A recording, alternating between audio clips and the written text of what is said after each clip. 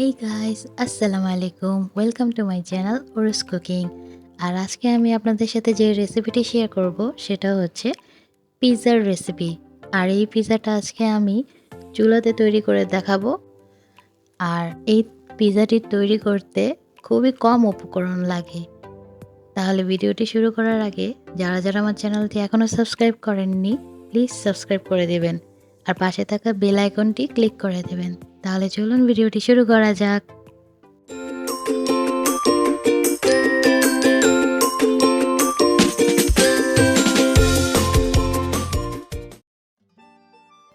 So guys, এখানে আমি 250 গ্রামের মতো চিকেন নিয়ে নিয়েছি। আর এটাকে আমি কিউব কিউব করে কেটে নিয়েছি। এরপর আমি এখানে দিয়ে দিচ্ছি পরিমাণ মতো লবণ, 1 চা চামচ মরিচ গুঁড়ো, সাথে দিয়ে দিচ্ছি 1 চা চামচ গরম মশলার গুঁড়ো, আমি একটু কমই দিয়েছি। তারপর দিয়ে দিচ্ছি 1 চা চামচ জিরা ফাঁকি। এই জিরাটা কিন্তু আমি ভেজে নিয়েছিলাম। তারপর এখানে আমি দিয়ে দিচ্ছি 1 চা চামচের মতো ভিনেগার, 1 চা চামচের মতো সয়া সস আর 1 প্যাকেট টমেটো সস।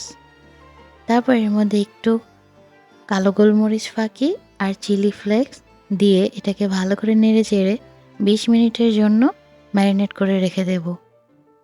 আর তার জন্য আমি কিন্তু এখানে একটু ময়দা ছিটিয়ে নিয়েছি, আপনারা কর্নফ্লাওয়ারও ইউজ করতে পারেন।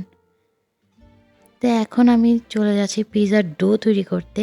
এই জন্য আমি একটা বাটিতে 1 কাপ গরম পানির মধ্যে 2 চা চামচ চিনি এবং 1 চা চামচ ইস্ট দিয়ে এটাকে 10 মিনিটের জন্য ঢেকে রাখবো।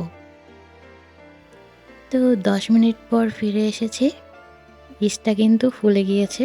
এখন আমি আজকে 2 কাপ ময়দা দিয়ে পিৎজা তৈরি করব। তো 2 কাপ ময়দা আমি কিন্তু চেলে নিয়েছি। এরপর আমি এর মধ্যে পরিমাণ মতো লবণ দিয়ে আর 1 চা চামচ দুধ দিয়ে এটাকে ভালো করে মথে নেব। তো এটাকে সুন্দর করে মথে নেব। ডোটা কিন্তু এইরকম নরম হবে। তো এখন আমি একটু তেল দিয়ে এটাকে আবার একটু ভালো করে মথে নেব।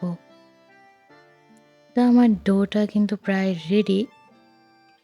তো এটাকে আমি 2 হাত দিয়ে একটু গোল শেপ দিয়ে নিচ্ছি। আপনারাও সেম প্রসেস ফলো করবেন। তারপর আমি বাটিটাতে একটু তেল মেখে ডোটাকে 1 ঘন্টার জন্য ঢেকে রেখে দেব। তো এটাকে কিন্তু একটু সময় নিয়েই করবেন। তারপর আমি চুলায় একটি প্যান বসিয়ে দিয়েছি। এর মধ্যে আমি 2 চা চামচ বাটার দিয়ে এর মধ্যে চিকেনটা কিন্তু একটু নেড়েচেড়ে ভেজে নেব। এই পর্যায়ে চুলার পরিমাণটা কিন্তু বাড়িয়ে নিতে হবে। তো এই যে এটাতে যে পানি ছেড়েছে এতেই আমার চিকেনটা সেদ্ধ হয়ে গিয়েছে। এখন আমি আরেকটু তেল দিয়ে দিচ্ছি, আমার কম হয়েছে। তারপর আমি একটু পেঁয়াজ কুচি আর ক্যাপসিকাম কুচি দিয়ে এটাকে নেড়েচেড়ে ভেজে নামিয়ে নেব। তারপর ওই একই প্যানে আমি আবার একটু তেলে রসুন কুচি ভেজে নিচ্ছি। এটা আমি পিৎজা সস তৈরি করব, এই জন্য এটাকে করছি। তা আপনারা পিৎজা সস থাকলে আর এটার দরকার নেই। তো তেল সহ রসুনের উপর আমি 1 চা চামচ মরিচ ফাঁকি নিয়ে নিলাম। এখন এর মধ্যে 2 টেবিল চামচ টমেটো সস নিয়েছি, 1 পিঞ্চ অরিগ্যানো, 1 চা চামচ কালো গোলমরিচের গুঁড়ো, 1 চা চামচ মরিচ ফাঁকি আর 1 চা চামচ চিনি দিয়ে এখন সবগুলো উপকরণকে আমি একটু নেড়েচেড়ে মিশিয়ে নেব। এখন আমি 1 ঘন্টা পর আমার ডোটাকে দেখছি, এটা কিন্তু ফুলে ডাবল হয়ে গিয়েছে। এখন আমি এটাকে আরেকটু মথে নেব। এজন্য আমি একটা ফিরি নিয়ে নিয়েছি। এর মধ্যে একটু ময়দা দিয়ে এটাকে 2 হাত দিয়ে টেনে টেনে এই যে এইভাবে মথে নেব। না হলে কিন্তু আপনার পিৎজাটা খেতে ভালো লাগবে না। তো এটা একটু সময় নিয়ে করবেন। তারপর আমি আজকে 4টা পিৎজা বানাবো, এই জন্য আমি এটাকে মাঝখানে কেটে আবার ওইটাকে 2 টুকরো করে নিয়েছি। তো এটাকে আমি মথে এখন একটু ময়দা নিয়ে এটাকে পিৎজার শেপ দেব। এখন এটা আপনারা বেলুন দিয়েও করতে পারেন বা হাত দিয়েও করতে পারেন। এই তো আমার শেপ দেওয়া হয়ে গিয়েছে। এখন কিন্তু আমি এটাকে কাঁটা চামচের সাহায্যে একটু ছিদ্র করে নেব। এখানে আমি নিয়ে নিয়েছি ক্যাপসিকাম, চিজ, গাজর, চিকেন, পেঁয়াজ, টমেটো কুচি আর পিৎজা সস। এখন প্রথমে আমি একটা ফ্রাই প্যান চুলোতে বসিয়ে ৩ মিনিট হিট করে নেব। ৩ মিনিটের বেশি কিন্তু আপনারা হিট করবেন না। তারপর আমি এখানে একটু তেল ব্রাশ করে নিচ্ছি। এরপর আমি পিৎজার রুটিটা এর মধ্যে সুন্দর করে দিয়ে ঢেকে দেব ৫ মিনিটের জন্য। তো ফ্রাই প্যানের ঢাকনার ছিদ্রটা আমি বন্ধ করে দিয়েছি। তো ৫ মিনিট পর আমার রুটিটা কিন্তু প্রায় নিচে হয়ে গিয়েছে।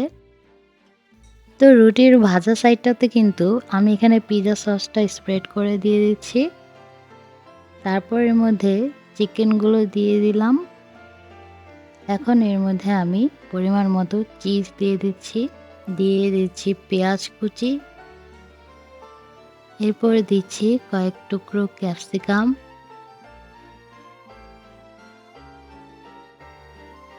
গাজর কুচি,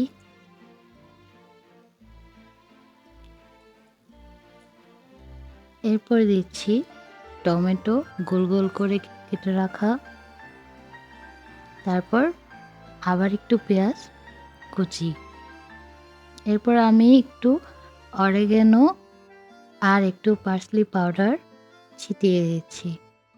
ব্যাস এই কয়েকটু উপকরণ দিয়ে কিন্তু আজকে পিৎজাটা আমার হয়ে যাবে। তো প্যানে আবার একটু তেল ব্রাশ করে পিৎজাটা আমি দিয়ে দেব। এরপর এটাকে চিজটা মেল্ট হওয়া পর্যন্ত চুলোতে রেখে দেব। তারপর আমি নামানোর একটু আগে গুঁড়ো দুধ ছিটিয়ে এটাকে নামিয়ে পরিবেশন করব। তো এই যে আমার রুটিটা এরকম হয়েছে। তো এই ছিল আজকের রেসিপি। আমার রেসিপিটি কেমন হয়েছে অবশ্যই সবাই কমেন্টে মতামত জানাবেন। সেই পর্যন্ত সবাই সুস্থ থাকবেন, ভালো থাকবেন। আল্লাহ হাফেজ।